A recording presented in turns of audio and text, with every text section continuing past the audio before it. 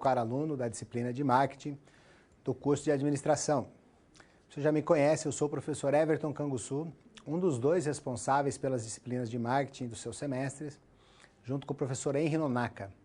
Nós compartilhamos esse material, o desenvolvemos juntos, e nesse primeiro instante, gostaria de chamar a sua atenção, aluno, e ao seu tutor aí presencial, para uma questão relativa aos materiais que vão ser apresentados durante este nosso encontro.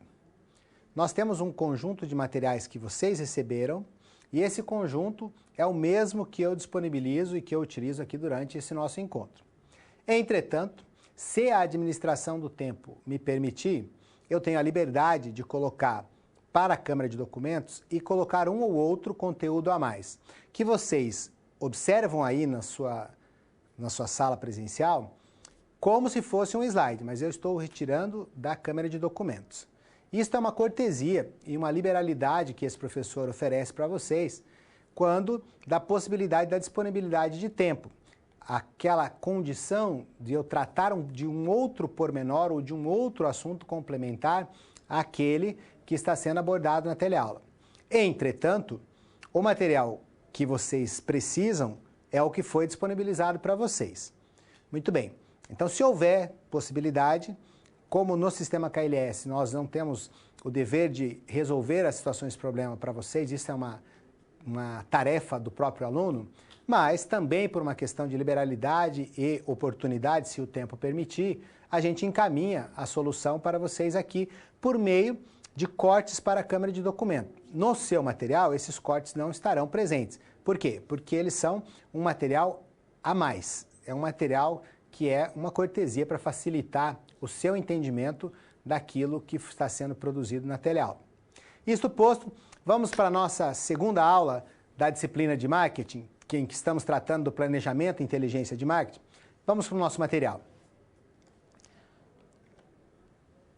Muito bem, nós vamos tratar do comportamento do consumidor e nós podemos fazer um quadro e um panorama geral desta teleaula dizendo que a competência desta unidade é conhecer técnicas para realizar pesquisas que nos preparem para fazer uma análise de mercado adequada do comportamento do consumidor e como utilizar esse conhecimento do consumidor para fazer uma segmentação de mercado, que nada mais é do que a divisão de um grande número de pessoas em números menores com características semelhantes, agrupadas segundo variáveis que eu determinei, para que eu tenha a possibilidade de personalizar as minhas ofertas e descobrir o que é valor para aquele grupo de clientes.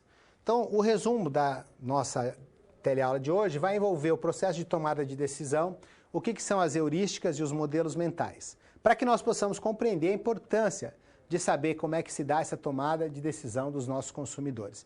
Como é que nós vamos identificar as influências que podem e existem de fato na tomada de decisão e quais são esses modelos mentais. O título da teleaula é Comportamento do Consumidor, portanto, nós vamos estudar aquele que é o principal elemento da nossa atividade comercial, da nossa atividade empresarial. Então, eu preciso entender como é que se faz uma análise do comportamento do consumidor, como é que é o segmento, sobre quais variáveis, quais são as técnicas de pesquisa que me auxiliam nesta análise. E esse é o convite ao estudo, é isso que nós devemos tratar no nosso encontro. Antes de prosseguir, eu quero te convidar para uma cápsula, para um vídeo de abertura. É um vídeo em que você vai ter uma breve explicação sobre o que se deve trabalhar nesta teleaula. Acompanhe.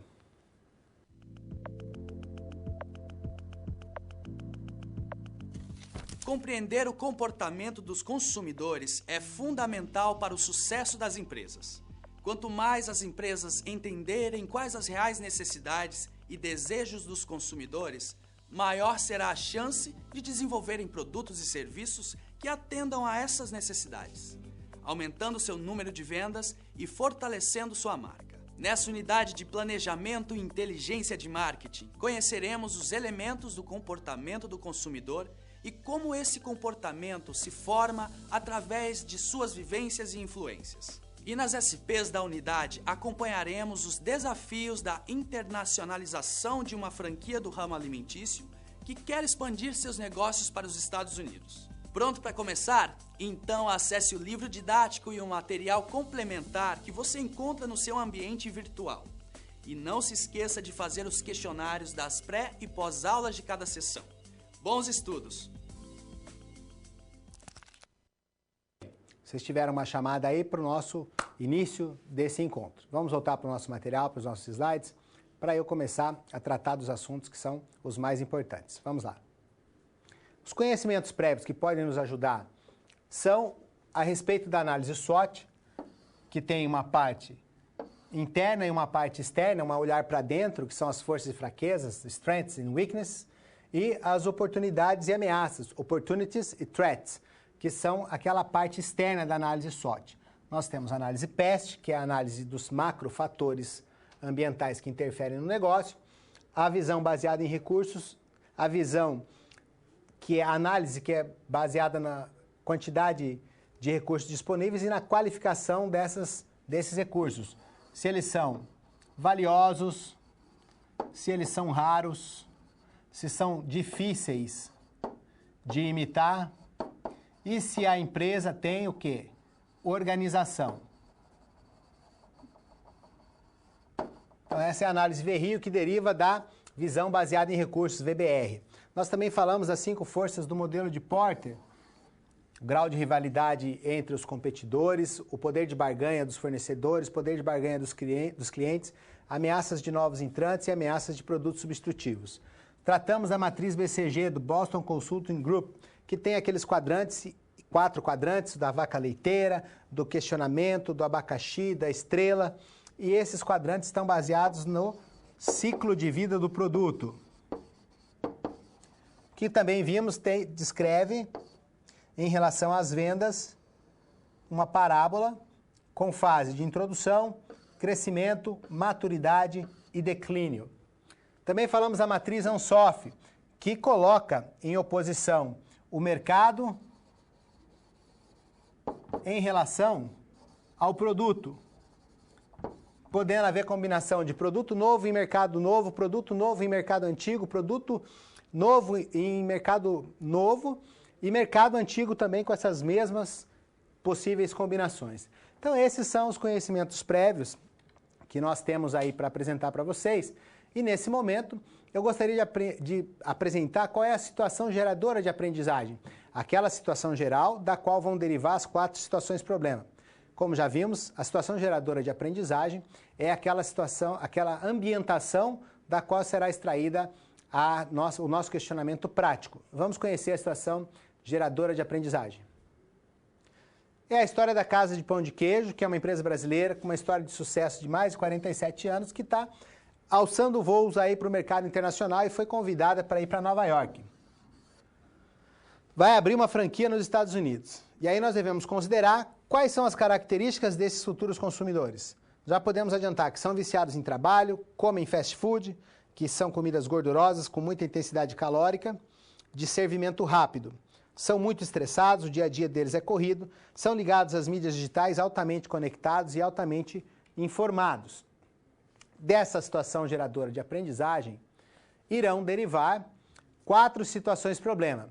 Então, dessas 4 situações problema, são as que você vai conhecer agora. Então, nós vamos, durante os próximos 4 módulos de 15 minutos, tratar, em particular, de cada uma numa sequência lógica. Vamos conhecer, então, quais serão as nossas situações problema a serem abordadas nesta teleaula. E aí, tudo pronto para começar a resolução das situações problema? Quero lembrar que é importante você ter feito a pré-aula, porque agora vamos aplicar na prática as teorias que você viu. Vamos resolver cada uma das situações problema em 3 passos. Primeiro, com a ajuda do professor, vamos interpretar os dados da situação problema. Em seguida, vamos problematizá-la e levantar hipóteses.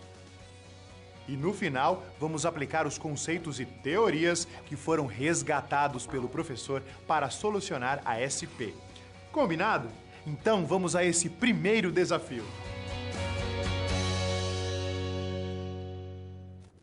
Vamos para a descrição da primeira situação problema no nosso quadro? Vamos lá. O primeiro desafio que se propõe para você, meu caro aluno, é conhecer os modelos mentais. O que é um modelo mental? E o que é que são as heurísticas dos consumidores? Depois que nós contextualizarmos e problematizarmos esses assuntos, será nossa tarefa elaborar um relatório para a Casa do Pão de Queijo com um possível caminho de tomada de decisão de compra de alimentos desses consumidores americanos. Para que nós precisamos fazer isso? Fazer com que a Casa do Pão de Queijo consiga ter sucesso nessa nova empreitada.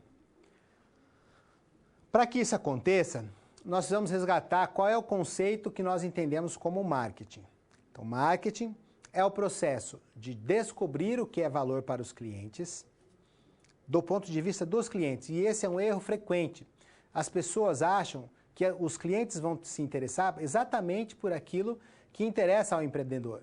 Mas, às vezes, as necessidades e os desejos do cliente não são as mesmas necessidades e os mesmos desejos daquele que está desenvolvendo e levando a oferta ao mercado, desenvolvendo um produto e colocando ao mercado. Portanto, a opinião que de fato importa é a opinião dos nossos clientes. Então, a primeira etapa de um processo de marketing é descobrir o que é o valor do ponto de vista do cliente.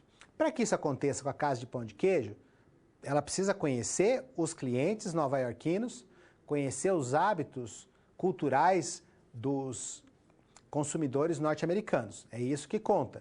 Porque não dá para simplesmente pegar o que funciona bem no nosso país a partir dos nossos processos culturais e transferir para lá sem fazer essa prévia análise.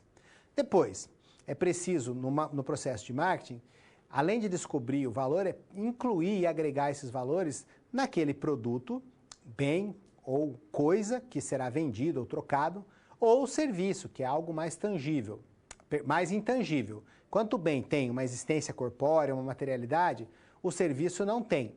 Mas, de qualquer maneira, se nós quisermos executar bem um processo de marketing, é preciso o quê? Que esse valor que foi percebido a partir da perspectiva do cliente consiga ser materializado no meu bem ou no meu serviço. Mas o processo de marketing não termina aí. Eu preciso fazer uma troca com o meu cliente de uma forma que os recursos que ele vai despender em troca daquele benefício que o meu produto ou serviço representa para ele em termos de satisfação de necessidades e aproximação com seus desejos, seja percebido num nível de satisfação tal que o faça sentir-se confortável com aquela operação comercial realizada comigo. Para fazer isso, eu preciso conhecer o modelo mental dele, como é que o processo de tomada de decisão que ele tem. E isso só se faz com pesquisa. Mas o processo de marketing é um pouco mais complexo ainda. Nós temos que ter mais um cuidado. Depois de descobrir o que é valor da perspectiva do cliente, produzir e agregar esse valor aos meus produtos ou serviços e fazer uma relação de troca em que, ao final, o resultado da equação seja uma percepção de satisfação do consumidor, eu preciso sustentar esse valor ao longo do tempo. Porque quanto mais tempo um consumidor permanece como meu cliente, muito mais capacidade de retorno de benefício para a minha empresa ele vai dar. Eu posso chegar a um nível tal, que é o nível mais desejado de clientes que qualquer empresa pode almejar, em que ele se torne um cliente advogado da marca. Mais do que um cliente repetidor, aquele que faz mais de uma compra, mais do que um cliente fiel, aquele que faz repetidas compras e dá preferência para a nossa empresa, mais do que tudo isso, ele é um advogado da marca.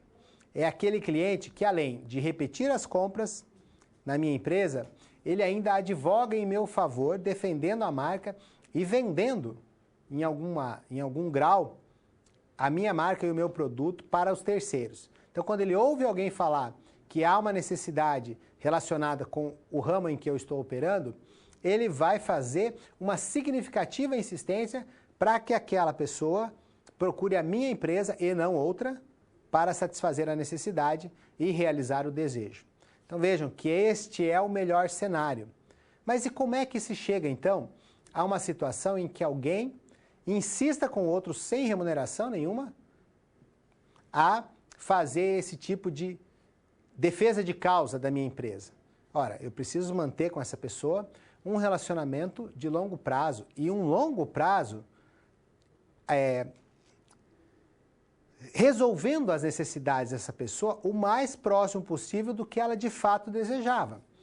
pensando da seguinte maneira, o resultado da equação entre os recursos que ele despendeu em termos de tempo, em termos de dinheiro, em termos de pesquisa, em termos de deslocamento, tudo isso, mais aquele benefício que ele teve do lado positivo, resulte numa conta que ele considere que valeu a pena. Então, para que isso tudo aconteça, eu tenho que ter o máximo de informações possíveis a respeito do contexto em que esse cliente vive, das suas preferências, de quais são as variáveis culturais que estão agindo sobre ele, quais são as variáveis sociais, as variáveis pessoais, os processos psicológicos que essa pessoa utiliza e aciona com o objetivo de tomar a sua decisão de consumo.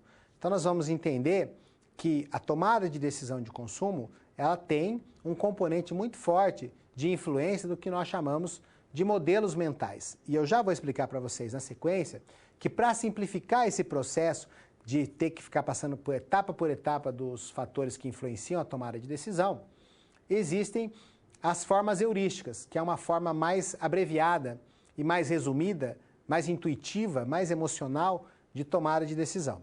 Então vamos conceituar o que é um modelo mental. Vamos para o nosso quadro. Muito bem. Modelos mentais são aquelas resoluções mentais, aquelas capacidades cognitivas que permeiam todo o processo de compra em que o consumidor vai fazer avaliações para decidir de quem comprar. Então, nós estamos adiantando aqui que a decisão de compra pode ser considerada um processo em que existem entradas, são as influências externas, os esforços de marketing, o ambiente sociocultural, que eu já me referi há pouco, todos aqueles fatores culturais, aqueles fatores que são sociais e pessoais, nós vamos incluir nas influências externas. Só que esses fatores, quando agem nos sentidos do indivíduo, o levam a realizar um processamento dessas informações. Então, há um período de acumulação de informações, depois há uma incubação dessas informações, depois há um insight. O que é esse insight? É uma decisão. Então, esse processo todo é mediado pelas influências internas, os processos e fatores psicológicos que estão agindo durante o meu processo de decisão. E qual é a saída dessa decisão de compra como processo? Bom, a saída é a realização do negócio. E depois da saída vai haver uma experiência de compra que será avaliada no pós-compra. Então a experiência de compra é a fase do quê? Do negócio. O negócio se realizando. E a fase do pós-compra? Ora, é uma fase de avaliação. É justamente onde deve haver aquele resultado positivo. Quando o cliente tiver aquele conceito final a respeito de como é que se processou e terminou esse negócio. Esse negócio precisa ter sido vantajoso, precisa ter compensado. Então, o que é um projeto? Um processo, né? Um processo é um conjunto de atividades que vão estar ordenadas e ligadas no tempo e no espaço, e cada etapa vai consumir um número de recursos. Vai transformar a mão de obra, vai transformar a matéria-prima, e essa transformação vai resultar, né, numa saída. Essa saída é justamente aquela que precisa ser percebida como vantajosa e acima das expectativas do nosso cliente.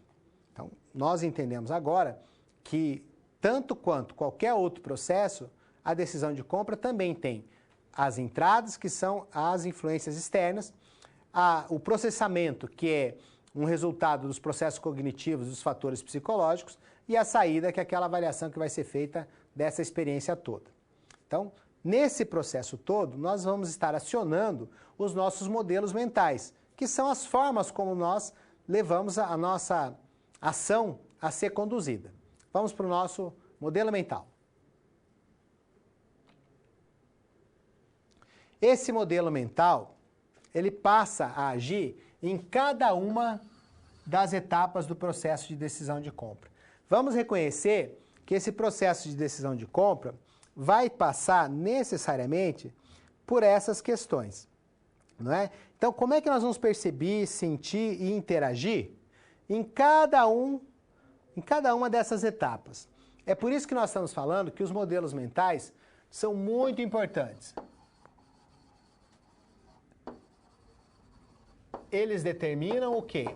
A nossa forma de percebermos cada uma dessas etapas e a nossa forma de agir em cada uma dessas etapas. O modelo mental vai determinar, por exemplo, que quando eu tomar consciência de uma necessidade, eu vou reconhecer que eu tenho um problema para o qual eu devo dar uma solução.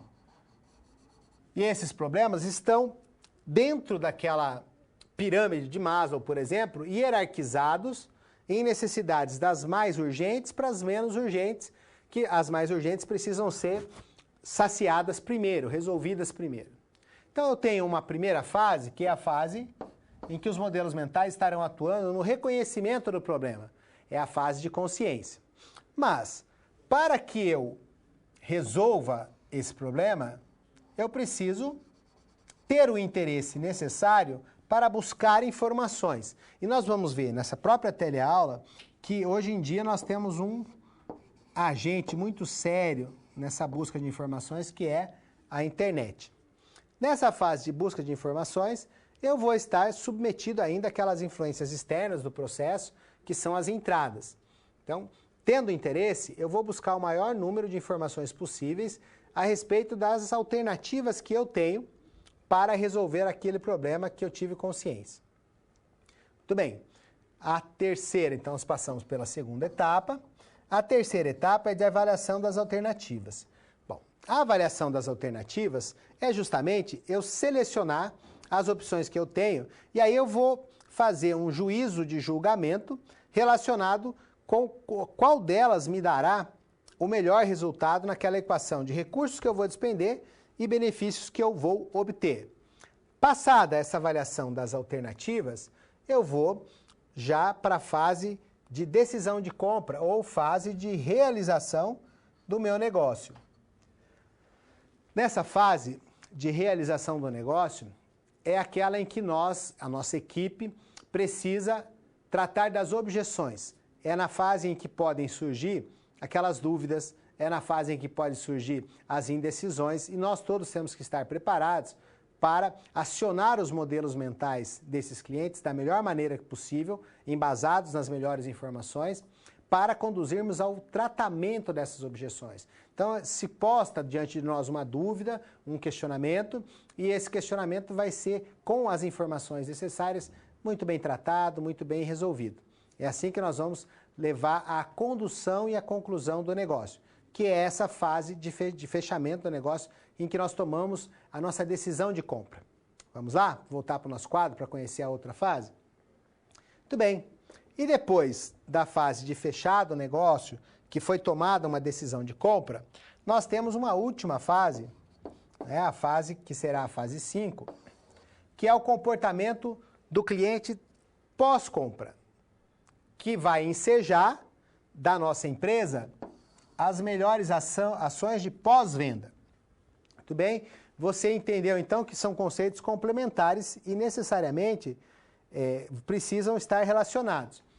Conduzindo o processo de tomada de decisão, desde o reconhecimento do problema, da busca de informações, a fase do interesse, até a avaliação das alternativas, nós chegamos ao momento de conduzir o nosso cliente à decisão, ao fechamento do negócio, a realizar a compra.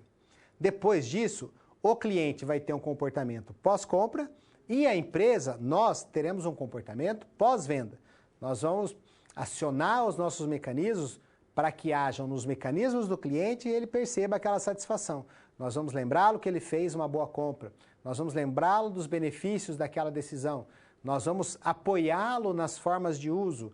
Nós vamos dar garantias. Nós vamos estar ali tirando qualquer dúvida depois que ele tiver concluído o negócio. Assim é que nós podemos dizer que o processo todo, que tem entradas, processamento e saídas, e que tem essas etapas de tanto a reconhecimento da necessidade, interesse em buscar as informações, avaliação de alternativas, decisão de compra e comportamento pós-compra, vão embasar todos os nossos trabalhos. Voltando para o nosso material, nós vamos avançar aqui, então, para esses principais fatores que influenciam o nosso comportamento de compra. E não são outros, né, senão os fatores principais aí que nós chamamos de fatores culturais, que são os mais abrangentes. Então, os fatores culturais vão ser aqueles que vão permear de uma maneira mais geral. E eles incluem a cultura em que nós estamos inseridos, as subculturas, que são divisões menores dentro da cultura. Por exemplo, a subcultura aqui pode ser expressa por uma região geográfica, pode ser expressa por uma nacionalidade, por uma religião. Então, essas subculturas são divisões menores dentro de uma cultura maior. E as classes sociais, que são aquelas estratificações que toda a sociedade apresenta, que duram um determinado tempo e que agregam as pessoas segundo algumas características, preferências de consumo, características de renda, características demográficas. Esses fatores são os mais abrangentes. Agora, nós temos também os fatores sociais agindo, que são os grupos de referência. Tem grupos de referência primários, como a família, grupo de referência secundários, como o trabalho. Nós temos a família como um grande grupo de afinidade. A família, nós temos dois tipos de família. Família de procriação, que é aquela que a gente constitui quando casa, e que sucede a família de orientação, que são os nossos pais. Durante a nossa vida, nós também desenvolvemos papéis e posições sociais. Quando nós somos jovens, somos dependentes. Quando nós somos adultos, nos casamos, temos nossa própria casa, nós já vamos ser provedores. Tem gente que vai depender de nós, nosso papel e posição social vai mudar. Tudo isso age também em conjunto com os fatores pessoais. Idade, estágio de ciclo de vida. Ora, em cada época da minha vida eu tenho um comportamento de consumo diferente. Eu não consumo como adulto da mesma maneira que eu consumia quando criança, nem tampouco consumo quando casado, com 2, 3 filhos, da maneira que eu consumia e nem os mesmos produtos que eu consumia quando era solteiro. Assim também a minha ocupação, as minhas condições econômicas, o meu estilo de vida mais sério, mais esportivo, né, mais voltado para um determinado tipo de comportamento, a minha personalidade, o meu autoconceito, tudo isso vai modular o comportamento de consumo, agindo juntos, esse grupo de fatores. Nós falamos que existe um grupo, isso aqui são as análises externas, né, as influências externas. Nós, na decisão do processo, na decisão de compra como processo, nós falamos que o processamento envolvia os fatores psicológicos. Então, como é que eu me motivo, como é que eu percebo o mundo, o que é que eu já aprendi, quais são as formas de aprendizado, quais são as minhas crenças e atitudes. Tudo isso, esse mosaico, agindo juntamente, vai constituir o modelo mental desse meu comprador. E esse modelo mental, então, vamos ver aí qual é a definição do modelo mental.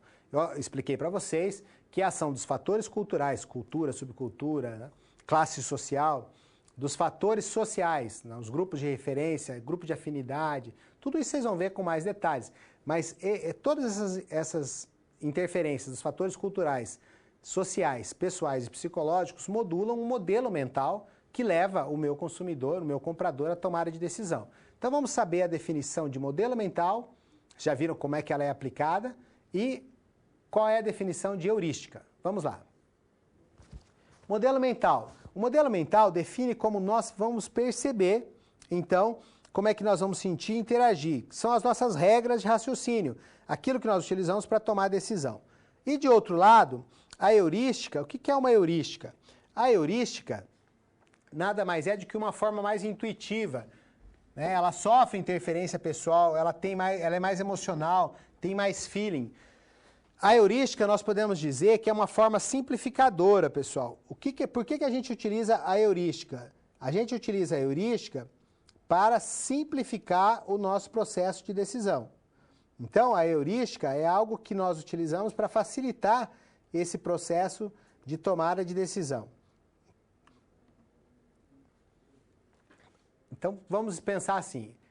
Em alguns momentos, ao invés de racionalizar muito a minha compra, de ficar pensando em todos esses fatores, o ser humano tem assim, um certo tipo de preguiça. E ele utiliza do artifício da heurística para resolver essa situação.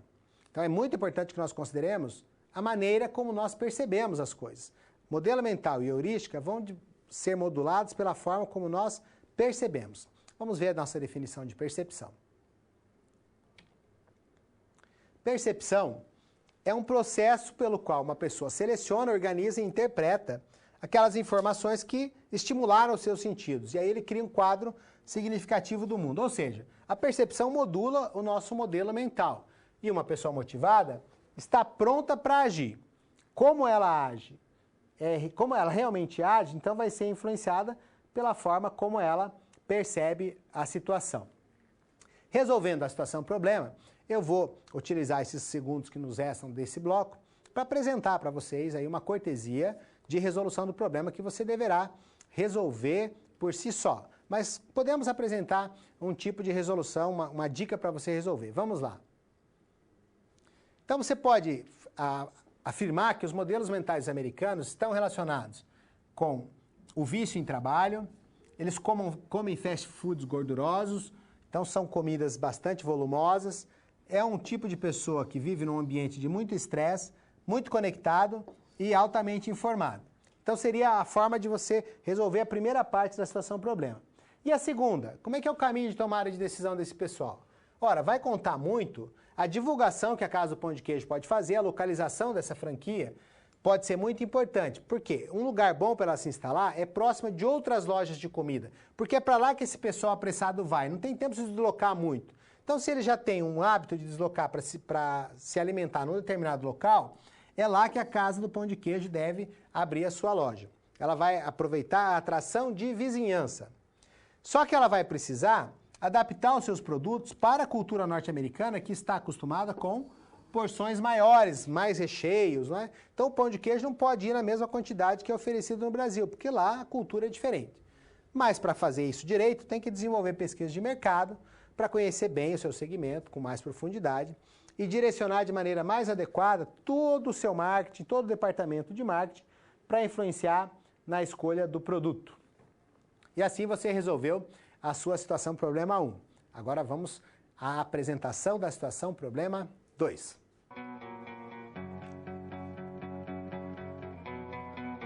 Você viu aí que os conceitos utilizados para resolver a primeira SP estavam todos na pré-aula, certo?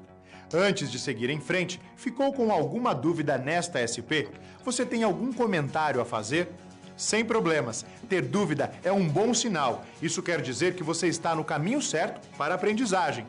Não deixe de enviar suas dúvidas. No final desta aula, teremos um momento de interação. Agora é hora de passarmos para a segunda situação-problema. Confere aí.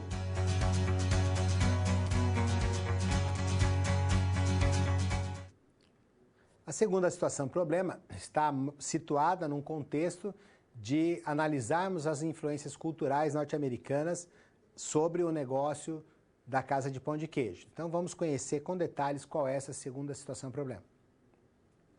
Nós devemos analisar quais são as culturas e subculturas que influenciam a tomada de decisão, verificando estratégias locais e globais que vão poder ser sugeridas para a Casa do Pão de Queijo. Para que isso aconteça, o seu desafio é elaborar uma tabela com itens referentes às culturas e subculturas dos nova-iorquinos. Essas culturas e subculturas, elas têm características bem particulares relacionadas com o público americano. Nós sabemos que a cultura americana é uma cultura, principalmente a cultura de Nova York, é cosmopolita. Em Nova York existem pessoas do mundo inteiro e dentro de Nova York existem milhares de subculturas que nem são propriamente subculturas americanas, mas são resquícios de comportamento e resquícios culturais que as pessoas que lá vivem e que são do mundo inteiro levam e mantêm, inclusive como uma forma de reafirmar a sua identidade dentro desse processo de aculturação que eles se submetem. Então, eles quando vão para os Estados Unidos, e particularmente para Nova York, essas pessoas sofrem uma influência muito forte dos mais variados tipos de cultura que existem no mundo. Então, um lugar cosmopolita é Nova York. Isso está escrito no seu livro didático. No livro didático tem uma série de informações que são relevantes para que você possa desenvolver essa sua análise. Então, vamos primeiro definir o que é cultura. A cultura é a forma mais abrangente de influência que nós podemos ter. Acompanhe. Cultura, pessoal, é a determinante mais fundamental dos desejos e do comportamento de uma pessoa. Por isso que os fatores culturais são os que mais, e de forma mais ampla, e de forma mais profunda, influenciam o nosso comportamento como consumidores. Nós podemos dizer que cultura é um conjunto de valores, percepções, preferências e comportamentos que são adquiridos por meio da vida familiar, da vivência que a gente tem e de outras instituições básicas que vão imprimindo no nosso caráter algumas características, né? Ali, então, toda forma de manifestação de uma sociedade, ela está sendo abordada a partir de valores, a partir de símbolos, a partir de rituais. Os valores são aquelas crenças, aqueles entendimentos fundamentais que nós temos. Entretanto, os símbolos já são aquelas imagens, aqueles elementos figurativos, aquelas formas que nós temos para identificar algum tipo de conceito que nos é relevante. E os rituais? Ora, os rituais são algum tipo de procedimento, algum tipo de comportamento significado que tem uma influência cultural e que quando nós os repetimos, nós obtemos algum significado daquilo. Basta ver os rituais, por exemplo, religiosos, os rituais de uma igreja, então, os rituais de passagem, por exemplo, numa escola de escoteiro, num trote, quando você adentra uma universidade. Então, os valores, os rituais e os símbolos, eles são componentes dessa cultura que exerce o mais amplo e profundo tipo de influência sobre o nosso comportamento de consumo. E dentro das culturas, como nós já adiantamos, existem as subculturas, que são divisões dentro das culturas. Em alguns momentos, essas subculturas podem inclusive ir contra a cultura dominante. É o caso, por exemplo, nos Estados Unidos, vamos imaginar, de um grupo de muçulmanos. Os valores daqueles muçulmanos podem ser francamente contrários à lógica que domina a cultura grande na qual eles estão temporariamente inseridos, ou mesmo definitivamente inseridos. Eles podem pensar de uma maneira diametralmente oposta, como subcultura, da cultura que está exercendo influência sobre eles naquele momento. Por outro lado, pode estar perfeitamente alinhados também. Então, as subculturas são as nacionalidades, aquelas características geográficas, por exemplo, no Brasil, os hábitos e os comportamentos, o que consomem os gaúchos, são muito diferentes dos hábitos e comportamentos e do que consomem, por exemplo, nordestinos ou pessoas da região norte. São culturas diferentes, que têm valores, rituais e símbolos também diferentes. Voltamos para o nosso material. Então vamos entender que a subcultura envolve essas nacionalidades, as religiões, mesmo grupos raciais e regiões geográficas também, por que não? Muito bem. Todas as sociedades humanas, pessoal, também exibem alguma estratificação social que nós consolidamos num conceito chamado classes sociais. As classes sociais representam um tipo de segmentação, porque elas são divisões que têm algum tipo de homogeneidade, ou seja, dentro das classes sociais existem coisas que fazem as pessoas daquela mesma classe serem parecidas, e essas classes são duráveis numa sociedade. Essas classes são ordenadas hierarquicamente, ou seja, os seus membros vão compartilhar valores, interesses e comportamentos parecidos, e existe dentro dessa classe social meio que uma condução para que as pessoas consumam determinadas coisas. Numa classe social, existem alguns tipos de comportamento que nos são cobrados. Então, se você está vivendo dentro de um ambiente de classe social, você é compelido a consumir de maneira consoante, de maneira coerente com a classe social onde você vive. Em termos de, por exemplo, habitação, em termos de vestuário, em termos de consumo de carros, de veículos. Existe, para você se sentir ou pertencer a uma determinada classe social, uma expectativa que você consuma elementos que sejam semelhantes à daquelas pessoas que estão dentro daquela categoria meio que homogênea. Há que se fazer um destaque em relação ao nosso país do empoderamento que a classe C teve ao longo de uns 8 ou 10 anos, mas que vem, nos últimos 3 anos, sendo totalmente perdido. Porém, nós não podemos deixar de entender que houve, não no presente, mas num passado recente, um aumento, uma transferência de renda por meio desses programas sociais populistas que foram apresentados para o nosso país, para a nossa nação. Essa classe social, que representa um contingente enorme de pessoas no nosso país, ela recebeu um poder maior. Esses recursos que foram transferidos levaram possibilidade de consumo a um grupo muito grande de pessoas, hierarquicamente distribuído, com padrões semelhantes, com desejos semelhantes, que tinham uma demanda reprimida muito grande. Ora, professor, o que é uma demanda reprimida? É um desejo por alguma coisa, mas que você não tem condições de realizar esse desejo. Então, quando essa classe social, a classe C no Brasil, teve esse empoderamento, houve essa transferência de renda para essa classe social, elas foram muito avidamente, com muita vontade ao consumo. A gente brinca que foi uma corrida para o consumo, uma corrida ao mercado. E isso mudou completamente a dinâmica do mercado durante aquele período. O que não se sustentou nos últimos anos. Há 2, 3 anos, esse poder de compra da classe C voltou novamente a ser corroído. E aí, o desemprego e a instabilidade política que se estabeleceram no nosso país comprometeram esse empoderamento. Então, nós podemos dizer que, dentre os fatores culturais, nós temos a cultura como uma variável mais abrangente, as subculturas como uma subdivisão das culturas, e essa subdivisão pode, inclusive, estar em oposição à cultura dominante. E depois, nós temos as classes sociais, que são aquelas estratificações, aqueles segmentos em que, durante um determinado tempo na sociedade, as pessoas comportam-se de uma maneira previsivelmente semelhante. E aí, a classe C é um exemplo de uma classe que teve um destaque nos últimos anos no Brasil. Vamos avançar no nosso material, porque agora, com essas informações, nós já temos uma possibilidade de trabalharmos essa questão da resolução da situação problema 2. Muito bem, vejam agora um exemplo do que eu disse para vocês no começo dessa nossa teleaula. Em tese, não precisaria apresentar a resolução da solução problema para vocês, mas eu preparei, como eu consegui obter tempo na minha explicação, eu vou apresentar a resolução da solução problema, mas só que não está no material de vocês, está na minha câmera de documentos, que vai passar na forma de um slide a resolução dessa situação problema. Vamos cortar para a nossa câmera de documentos, então. Olha aí.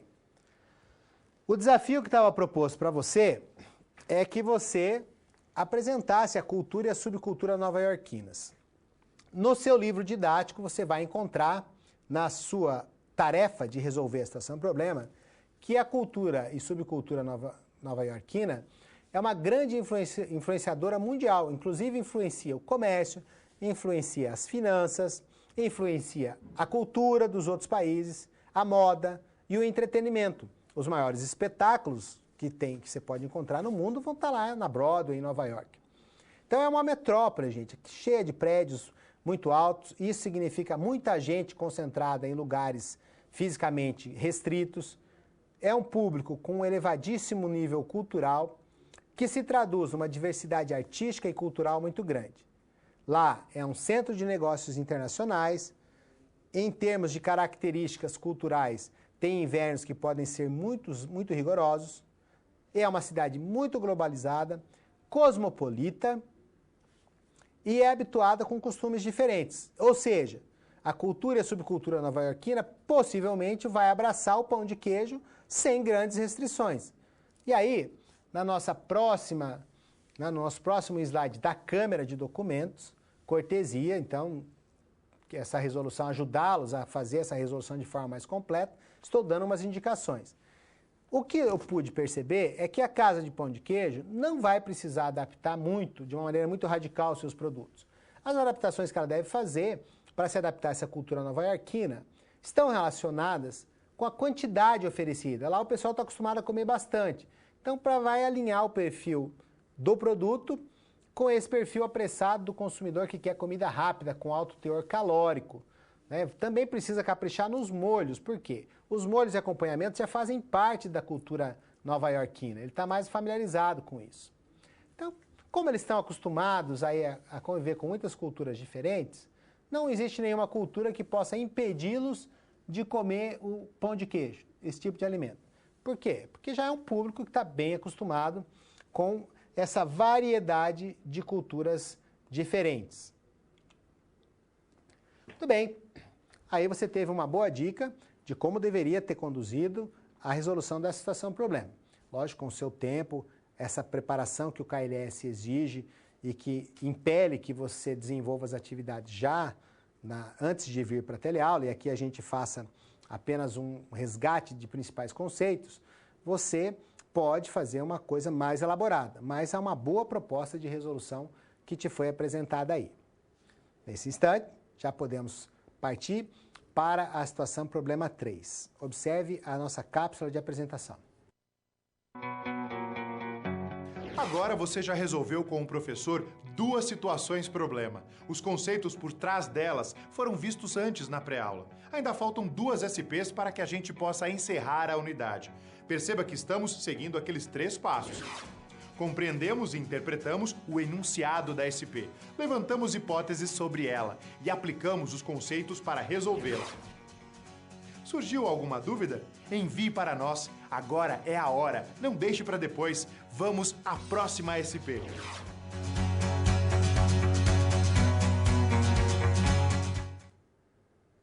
Na situação problema 3, haverá mais um desafio que vai compor um elenco de providências que você vai tomar para essa situação hipotética da casa de pão de queijo. Mas todas essas ações que você está tomando aqui, essas resoluções de situação-problema, o estão preparando para a sua atividade lá no mercado, na hora em que você estiver desafiado dentro da própria empresa ou corporação em que você trabalha.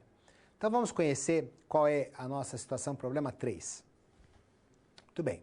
A situação-problema 3 te desafia a verificar em que fase do estilo de vida, esse estilo de vida, vamos colocar aqui, em que fase de ciclo de vida estão os consumidores. Em cada etapa da vida, as pessoas têm um estilo de vida que vai modular o que elas consomem. E depois, no final, você vai precisar desenvolver um gráfico agrupando esses diferentes estilos de vida baseados na idade, mas vai fazer uma relação com a casa do pão de queijo.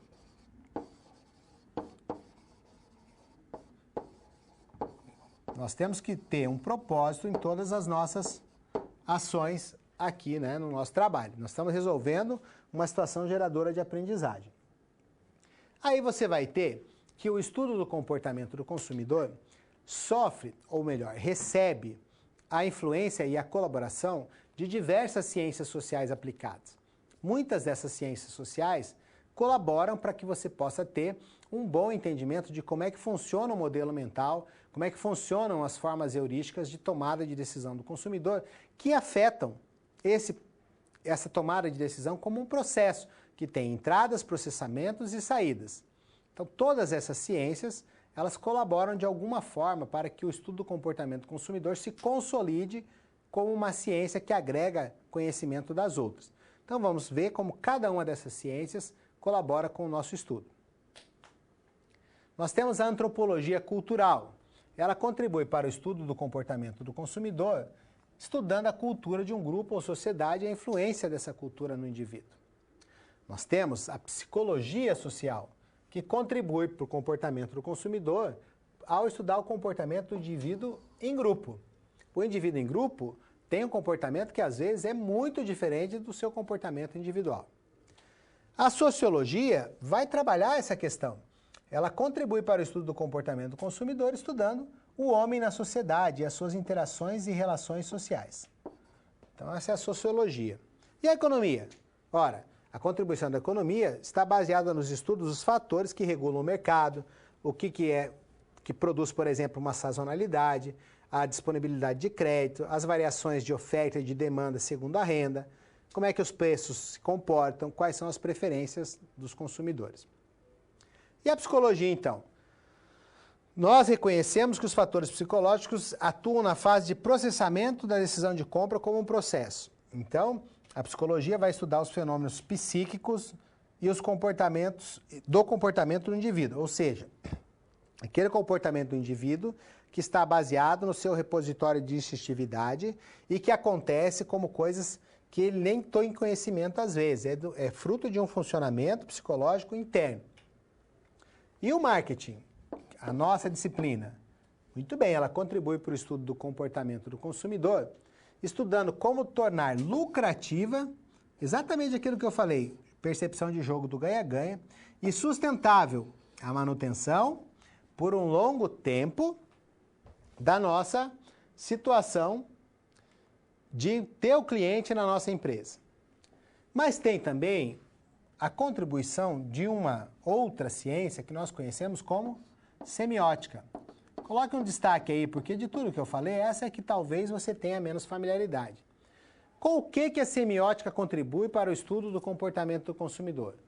Com os símbolos e os significados a eles atribuídos. Ou seja, como é que um símbolo pode despertar em mim uma sensação? Como é que um símbolo pode despertar uma lembrança? Como é que o símbolo pode me conduzir a uma ação?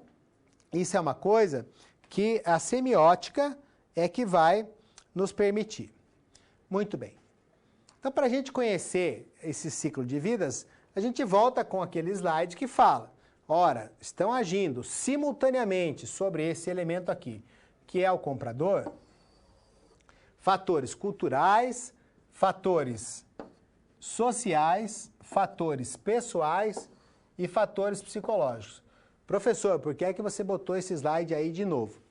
Eu quero chamar a atenção de vocês, como tenho feito desde o nosso primeiro encontro, para as pegadinhas que vocês vão encontrar nos exames nacionais de desempenho estudantil e concursos. Esse slide vai fazer com que você não perca uma questão que pode representar a sua aprovação, a sua passagem de nível para um nível mais elevado. É comum e recorrente nos concursos eles perguntarem quais são os fatores culturais.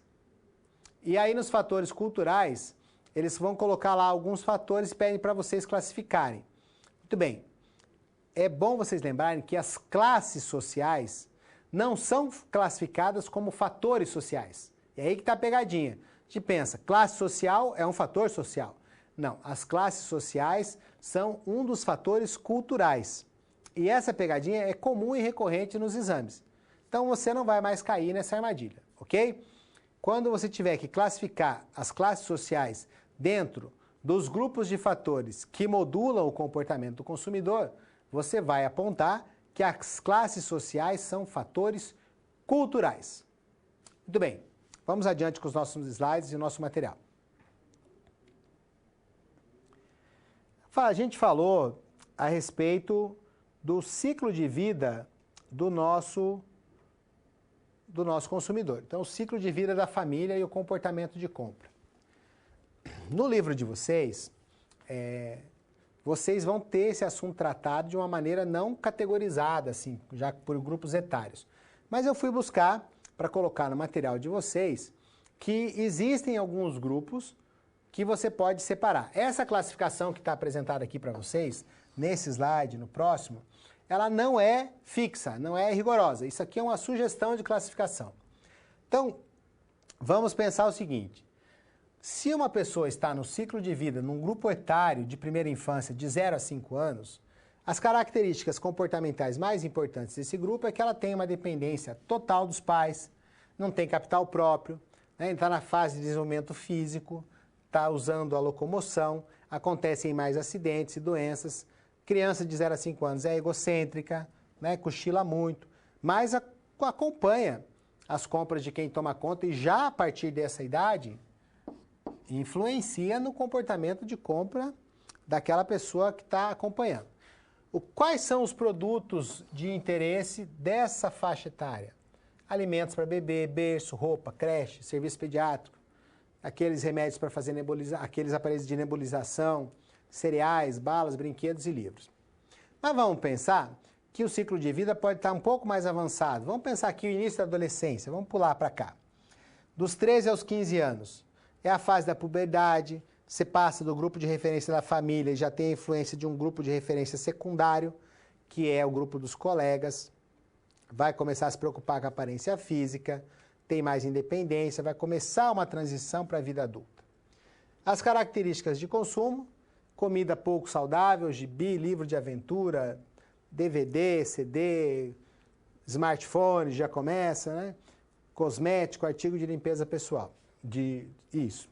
No final da adolescência, já próximo do início da fase de jovem, vai continuar essa transição para a vida adulta, já vai ter autorização para trabalhar, já começa a ter renda, já vai consumir de maneira diferente. Já tem carteira de motorista, aumenta o interesse pela aparência sexual, começam os relacionamentos, as atividades esportivas. E aí, o consumo já vai estar voltado para combustível, peça para carro, computador, celular, câmera fotográfica de vídeo, tênis, refrigerante, suco, cigarro, livro, revista. Então notem que à medida que cada um desses ciclos vai se estabelecendo, também vai aumentando e se diferenciando as necessidades de consumo, elas também vão. Vamos pensar aqui jovens solteiros que têm entre 19 e vamos colocar aqui 34 anos. Esses jovens solteiros, eles ingressaram no mercado de trabalho em base integral, alguns estão na faculdade, têm um alto interesse pela aparência pessoal, mais namoro, mais independência, a atividade esportiva um pouco menor. Então, o produto de consumo de interesse são automóveis, roupas, diversão, viagens, academia de ginástica, cabeleireiro, salão de beleza, fast food, né, comida fácil de preparar. E aí nós passamos para a fase da idade adulta, meia-idade, em que eles já estão casados e com filhos. O tamanho da família vai atingir o quê? Vai atingir o pico, não é?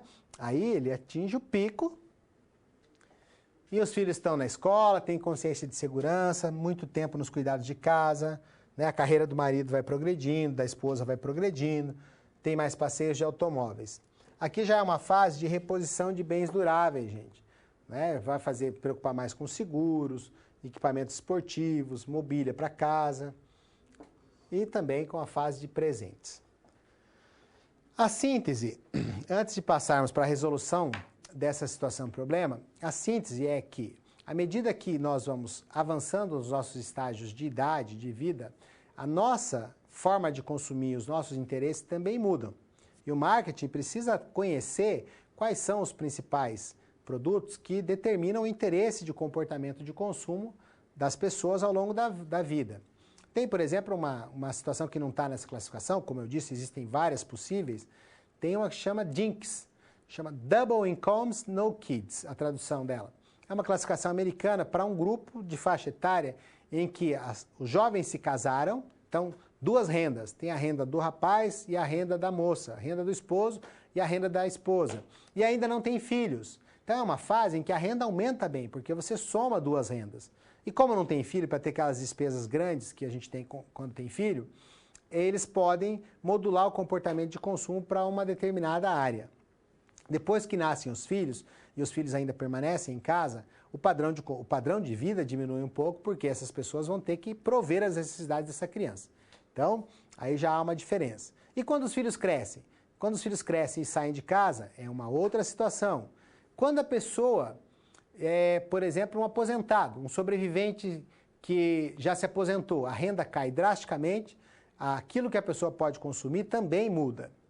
E pior situação ainda, tem aquele sobrevivente solitário, que é uma faixa de idade mais avançada, e nessa faixa de idade mais avançada, a pessoa já mora sozinha, não tem mais o companheiro ou a companheira, e quase toda a sua renda é despendida em medicamentos e no trabalho de cuidadores. Então é uma fase bastante difícil. Obviamente o marketing precisa considerar todas as etapas de ciclo de vida e os estilos de consumo, os estilos de vida que essas pessoas levam em coerência com a idade que têm, para poder fazer uma boa oferta de produtos e serviços alinhada com cada uma dessas idades. Mas esta situação-problema nos propôs um desafio, construir um gráfico. E eu coloquei para vocês aí uma sugestão de como poderia ter sido construído esse gráfico.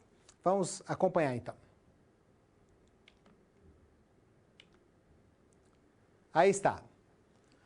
Então essa fase de estilo de vida, de consumo, que corresponde ao ciclo de vida dos nossos consumidores, no caso das subculturas e culturas nova-iorquinas, de interesse para a casa de pão de queijo, porque toda a nossa análise está voltada para esse propósito comercial, então 60% dos possíveis clientes da casa de pão de queijo, eles não possuem muito tempo livre, estão na faixa etária de 22 a 60 anos, então eles estão nos seus trabalhos diários.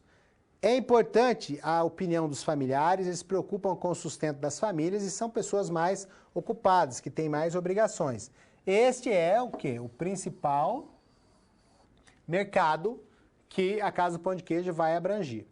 Mas também tem 25% do possível mercado de jovens entre 15 e 21 anos, que possuem mais tempo livre, estão na maioria nas universidades, desejam explorar novas aventuras mundo afora, dão muita atenção para a opinião de amigos e gostam o quê? De comida pronta. E isso é uma informação relevante para a Casa do Pão de Queijo. 25% do seu potencial mercado, então tem essa característica, está numa faixa etária que gosta de comida pronta, o que é o caso do pão de queijo. E os outros 15% é uma população que tem acima de 60 anos, nós chamamos de coorte ou grupo, né? Coorte ou grupo cinza, das pessoas que têm cabelo grisalho. Estão numa crescente elevação da qualidade das suas vidas, dos seus estudos relacionados aos remédios, tecnologias que facilitam as suas atividades depois dessa faixa etária. Além disso, dão muitos conselhos e também escutam as opiniões dos familiares. Aí, a sua situação, problema 3, adequadamente resolvida a partir do entendimento de que as pessoas se comportam e consomem de maneira diferente durante diferentes ciclos de vida relacionados às suas faixas etárias. Cada faixa etária tem um estilo de vida, cada estilo de vida tem uma característica de consumo. Já podemos concluir a nossa situação problema 3 e avançar para a cápsula da situação problema 4.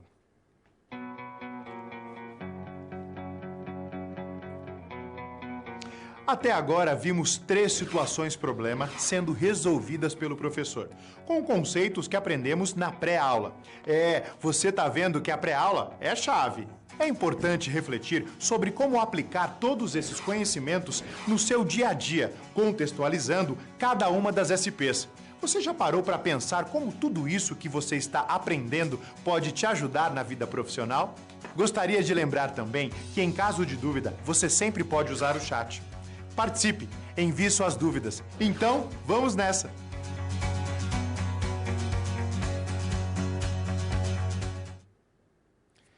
No slide anterior, eu destaquei para vocês que a internet tinha transformado uma daquelas etapas do processo de decisão de compra.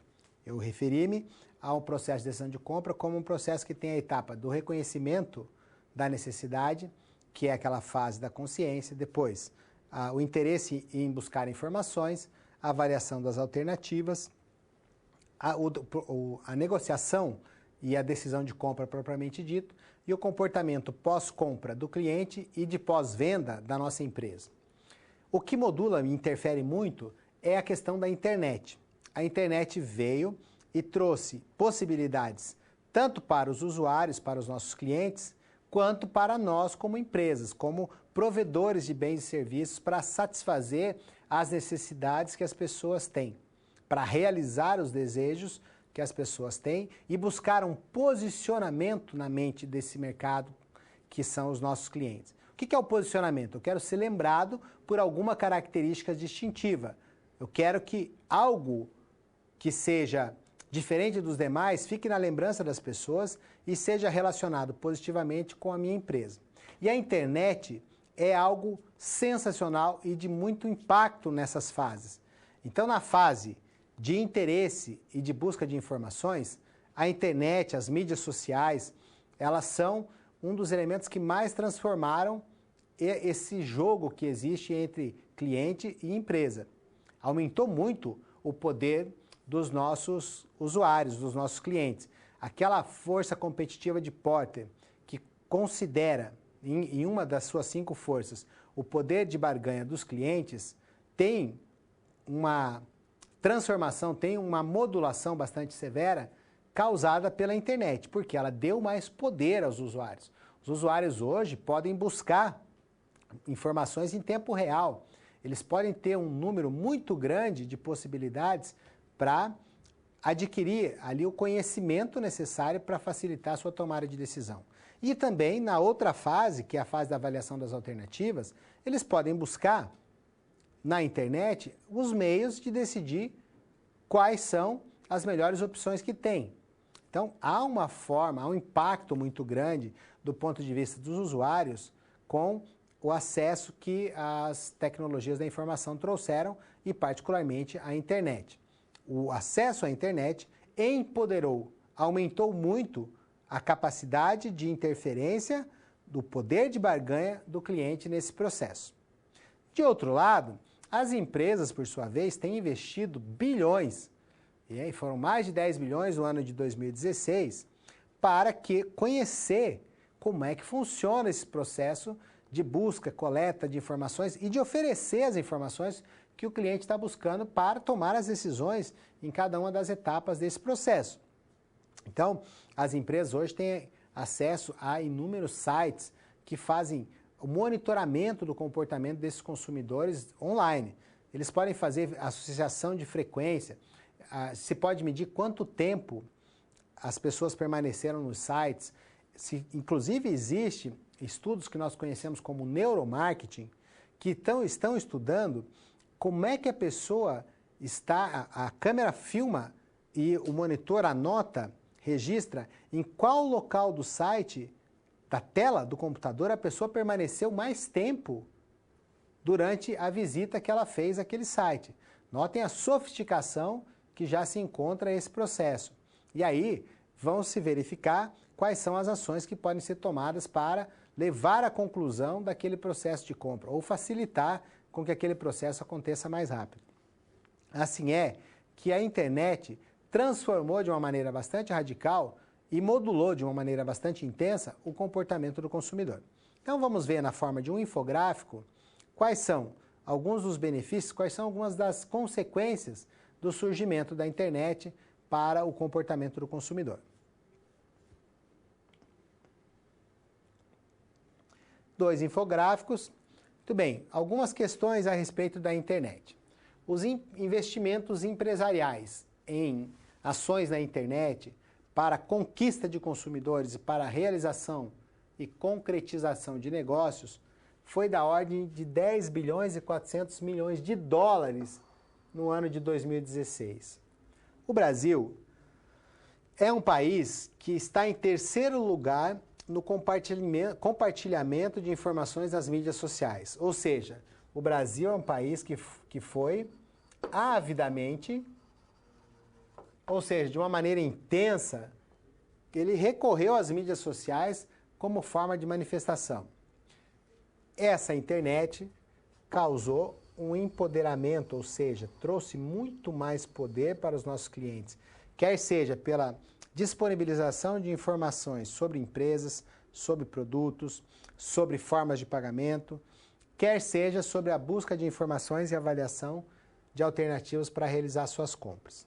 Daí nós podemos dizer que por conta de prover um número muito grande de informação e de permitir a interação das pessoas e o contato entre as pessoas, a internet provocou uma mudança de hábitos substancial, ou seja, uma mudança de hábitos significativa no processo de tomada de decisão do consumidor.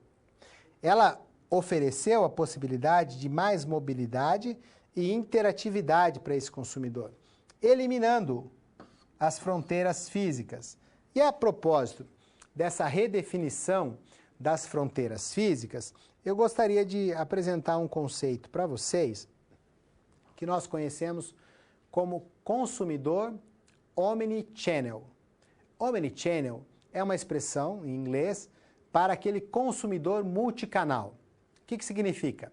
O consumidor hoje, ele se utiliza das tecnologias de acesso à comunicação remota, da internet, para fazer a compra baseada em estilos diferentes simultâneos. Então, ele pega um celular ou um tablet, vai, inclusive, na loja física de posse do celular e do tablet e negocia com o vendedor. Fala, olha, é o seguinte, vocês aqui estão me oferecendo um produto por X. Mas eu estou vendo que aqui na internet, pelo meu aplicativo, esse mesmo produto, na sua loja, no site da sua própria rede, está mais barato. Ora, por que você não pode fazer esse mesmo preço que está ali para mim que estou aqui agora?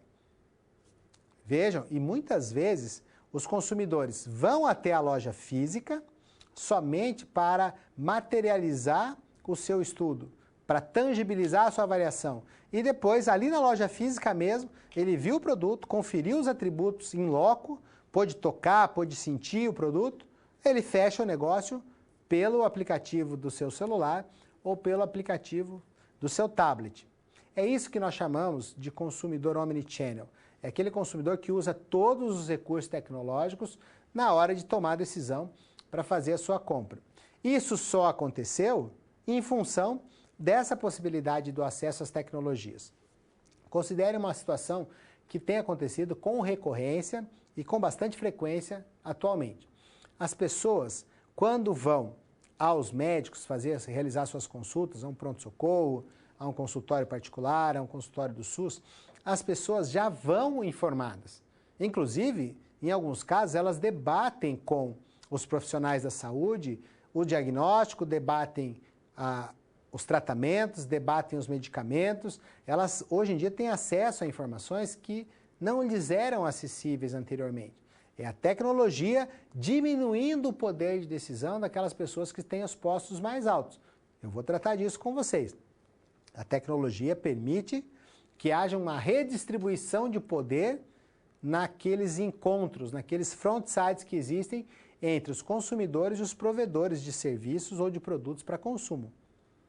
Então, hoje em dia, mesmo na área da saúde, um médico tem que estar muito bem informado, um profissional de saúde tem que estar muito bem informado para que não passe por constrangimento na hora de fazer essa troca com aquelas pessoas com as quais ele se relaciona. Então, o acesso à tecnologia trouxe um empoderamento muito grande. As pessoas, quando insatisfeitas, elas compartilham imediatamente a sua insatisfação. Compartilham satisfação também, mas num nível de intensidade muito menor do que quando estão insatisfeitas. E isso pode trazer prejuízos muito sérios para a imagem da empresa. Podem trazer prejuízos muito sérios para as marcas. E isso diminui o valor dessas empresas. Por quê? Porque um comentário negativo feito numa rede social amplifica os efeitos desse comentário de uma maneira que, fora do ambiente virtual, isso não poderia acontecer. Há a dizer também e a se destacar que existem sites específicos para que as pessoas postem as suas reclamações. E isso muda aquela balança do modelo das 5 forças competitivas de Porter no que diz respeito à força competitiva do poder de barganha do cliente. Esse é o ponto principal, essa é a questão mais relevante da influência da internet no processo de decisão de consumo do consumidor. Essa situação é uma situação que nenhum de nós, como profissionais de marketing, pode deixar de deitar sua atenção. É nesse contexto que a internet traz uma grande responsabilidade para que nós a monitoremos, para que nós façamos as análises todas que precisamos fazer a respeito de uma conclusão positiva daquele processo de compra que nós estamos oferecendo ao nosso cliente. Bom, isso posto, nós podemos partir para a resolução da nossa situação-problema. Nós fomos desafiados, então, a fazer essa análise a respeito da internet e seus efeitos. Vamos lá, então. Bom, do ponto de vista dos nossos usuários, a internet proveu uma interação com mais empresas, ou seja, eles têm acesso a mais ofertas, têm mais informação e interação, têm acesso a dados que são remotos, então os dados que não estão presentes, eles transcendem as fronteiras físicas e geográficas e estão disponíveis. Há um agrupamento de pessoas com culturas e subculturas semelhantes nas redes sociais. Nós nos agrupamos nas redes sociais segundo aquilo que nós consideramos que é relevante. Os nossos usuários ganharam muita mobilidade e interatividade. E o principal, não é? Eles emitem as suas opiniões influenciando os outros, compartilhando ou conversando essas informações. Então, ele também se tornou colaborativo à medida em que ele expressa as suas vontades e nós podemos aproveitar essa informação para desenvolver produtos customizados. Eles podem, inclusive, com esse recurso de acesso remoto, participar das estratégias da empresa. A empresa vai considerar as opiniões, os likes, vai considerar todas aquelas contribuições advindas da internet para criar produtos que estejam alinhados com os desejos dos seus clientes. Então, esses clientes, em resumo, estão empoderados, a internet trouxe poder para eles e eles exigem transparência, qualidade e preços justos. Isso é uma situação do ponto de vista dos benefícios para os usuários. Mas e a empresa? Tem benefícios? Tem. Ora, aumenta a facilidade de relação com seus públicos de interesse. O mesmo acesso que melhora para o cliente de informações, melhora também o contato e a prospecção de clientes por parte da empresa. Tanto que investiram, como nós já dissemos, mais de 10 bilhões em 2016. Elas precisam se adaptar. A internet exige uma adaptação para obter essas vantagens frente aos concorrentes. Então, diversos setores de empresas, diversos tamanhos acabam ganhando espaço. A empresa pequena consegue fazer marketing tanto quanto a grande, porque o custo é mais baixo e a mídia digital não vai exigir aqueles investimentos tão altos que são exigidos quando se compara com a mídia tradicional. Então, as empresas vão poder consultar quais são as preferências e os hábitos dos consumidores. Elas vão aprimorar os seus produtos e serviços baseado em informações e menos na intuição. E desta forma, vão descobrir novas formas de comunicação e uma linguagem mais apropriada para cada um desses tipos de público que ela vai estratificar pela análise dos conteúdos da internet. Dessa forma, nós tivemos aí uma aproximação com os benefícios que a internet trouxe, tanto para os usuários quanto para as empresas. Essa balança pendeu mais a favor dos usuários, os clientes com acesso à informação e com a possibilidade de produzir conteúdo, de deixar de serem meros espectadores e de interferirem na imagem das empresas, colocaram uma pressão bastante significativa sobre a nossa empresa. Portanto, nós temos que estar atentos ao que se diz a nosso respeito nas mídias sociais, na internet. Existem vários softwares, normalmente esses softwares têm um sufixo que se chama Buzz Monitor, B-U-Z-Z, são softwares que vão monitorar o comportamento do consumidor e eles têm um número muito grande de recursos. Eles podem, por exemplo, identificar quem são os principais detratores, ou seja, as pessoas que têm mais falado mal, os principais que falam mal da nossa empresa na internet e os principais defensores, aqueles advogados da marca a que eu me referi como clientes ideais que nós devemos ter. Nós temos recursos tecnológicos para isso. A empresa pode identificar. A empresa pode fazer uma equação entre o número total de menções que existe na internet a respeito do nosso produto em relação às menções positivas, neutras e às menções negativas. Fazer um cálculo, uma equação e chegar ao volume total de menções que acontecem, ao índice de sentimento que nós chamamos. Nós podemos descobrir qual é o sentimento das pessoas em relação à nossa empresa utilizando uma dessas ferramentas da internet. Muito bem? Vamos avançar então na nossa teleaula, já partindo para o nosso bloco final. Chegamos ao momento final da nossa aula. Agora que você passou por todas as SPs, mais do que nunca é o momento de refletir sobre o que foi visto. Como esses conhecimentos se aplicam no seu dia a dia? Ter consciência de como utilizar em sua realidade os conceitos vistos aqui é o que vai fazer de você um profissional diferenciado no mercado de trabalho. Participe! Agora é o momento de muita interação. Envie suas dúvidas. E não deixe de acessar o seu ambiente virtual e completar este ciclo fundamental para a sua aprendizagem, fazendo a pós-aula.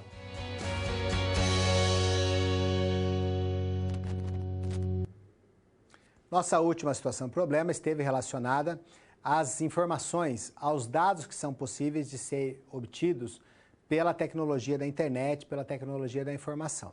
Então, no Provocando Novas Situações, que é um dos componentes desse nosso último bloco, eu quero fazer uma provocação a você a respeito do que nós chamamos de Big Data. Você já ouviu falar do Big Data? Qual é a relação que o Big Data tem, por exemplo, com a derrota da seleção brasileira na Copa de 2014 para a Alemanha? Saiba que a seleção alemã, por meio da sua federação, contratou a SAP, que é um sistema de inteligência, um sistema de alinhamento de dados, de processamento e de mineração de informações, muito, muito importante da Alemanha. E essa parceria, utilizando uma ferramenta específica para o futebol, muniu a seleção alemã das informações das mais variadas, um volume gigantesco de informações foi minerado, foi tratado para prover a seleção alemã dos recursos necessários para conhecer de maneira ampla e restrita a forma de agir e de jogar dos jogadores brasileiros. Não foi só por isso que eles ganharam, tem o talento de cada um deles. Porém, tem também essa mediação tecnológica provendo informações a partir da internet. Então, eu queria te convidar agora para você assistir um pequeno vídeo que trata do assunto Big Data, antes que nós possamos fazer mais considerações. Vamos lá, vamos cortar para a nossa câmera de documento e eu vou chamar esse vídeo para a gente poder assistir.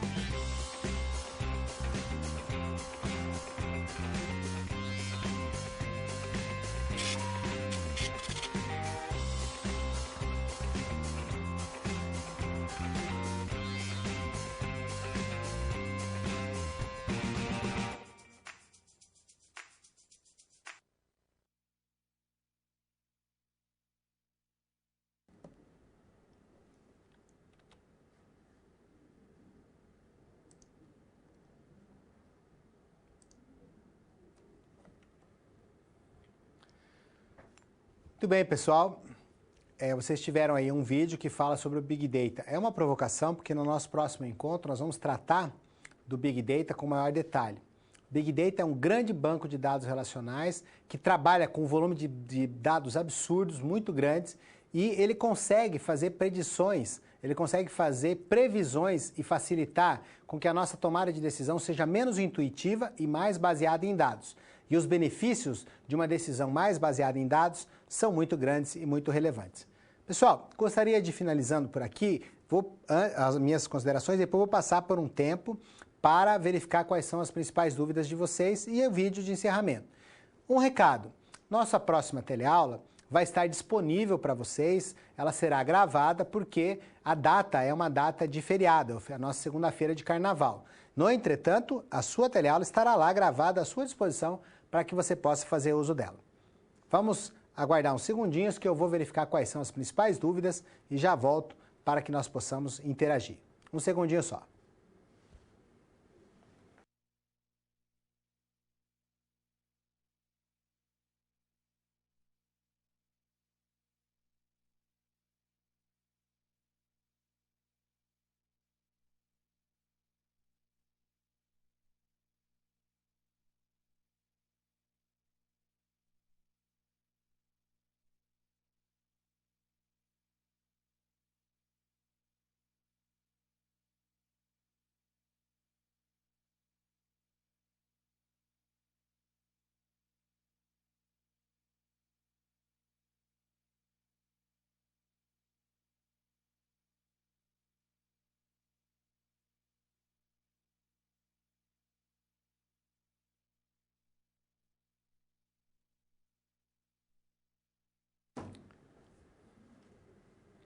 Muito bem, pessoal.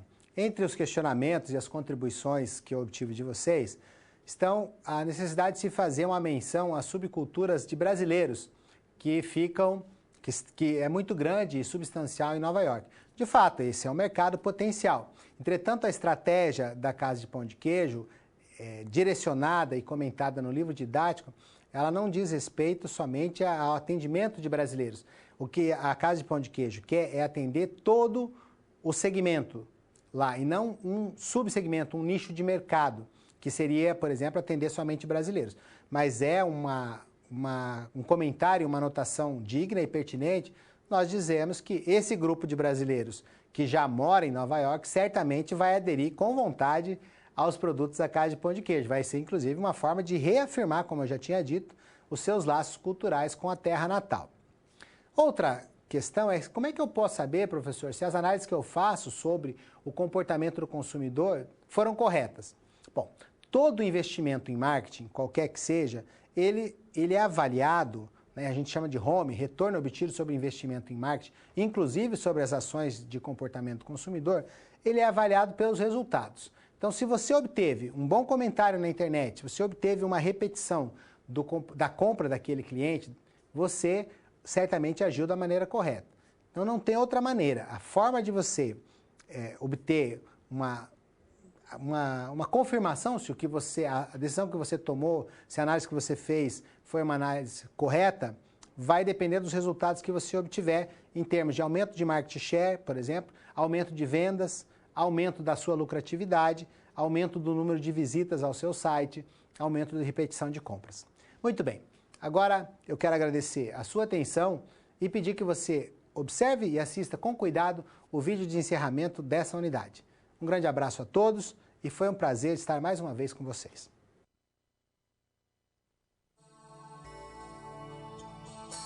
Estudar o comportamento do consumidor é buscar entender as pessoas em seus papéis de clientes. Saber o que eles compram, como realizam os pagamentos e quais suas experiências com os produtos é fundamental para guiar o planejamento de marketing e as estratégias empresariais. São muitos fatores que influenciam a tomada de decisão. Entre eles, podemos destacar alguns: a percepção individual, a aprendizagem e a memória, a motivação e os valores, a personalidade e o estilo de vida, tomadas de decisão domésticas, a renda e a classe social, e os aspectos étnicos, religiosos e de idade. Duas ferramentas que podem ajudar a entender melhor esse processo de escolha são os modelos mentais e a heurística. Os chamados modelos mentais buscam descrever o modo de funcionamento da atividade intelectual para explicar o que motiva as pessoas a consumir determinado produto ou serviço. Esses modelos definem como percebemos, sentimos e interagimos, apontando nossas regras de raciocínio. Já a heurística é um processo utilizado para driblar a complexidade da tomada de decisão e faz uso da intuição e da emoção, ignorando as leis da probabilidade e da estatística. As empresas precisam estar sempre atentas às necessidades dos clientes, e essas necessidades podem sofrer influências de diferentes aspectos culturais aos quais os consumidores estão expostos. Ao falarmos sobre a cultura de consumo, tratamos da compreensão dos hábitos e costumes que interferem nas tomadas de decisão dos consumidores. Esses hábitos podem variar de região para região, por isso a gestão estratégica e o planejamento de marketing devem ser adequados a cada contexto específico. Os produtos, as formas de comunicação, de distribuição e até mesmo preço podem ser ajustados de acordo com as variações das culturas de cada local. Dentro de toda cultura existem subculturas, que são pequenos grupos com características próprias de crenças e comportamentos. E muitas vezes elas podem se posicionar como opostas às culturas dominantes. Por isso é importante identificar o seu público-alvo e ficar ligado nas mudanças de comportamento dos seus clientes. A interferência da internet e das mídias sociais também é um fator de atenção. Hoje, os consumidores cada vez mais usam as redes para buscar informações antes de realizar suas compras, procurando indicações e resenhas sobre produtos ou serviços que pretendem adquirir. Na mídia tradicional, quanto mais a empresa expõe seus produtos, melhor são os resultados das vendas. Já na mídia digital, o usuário vai em busca do que deseja e se um produto não agrada, ele irá procurar por um substituto.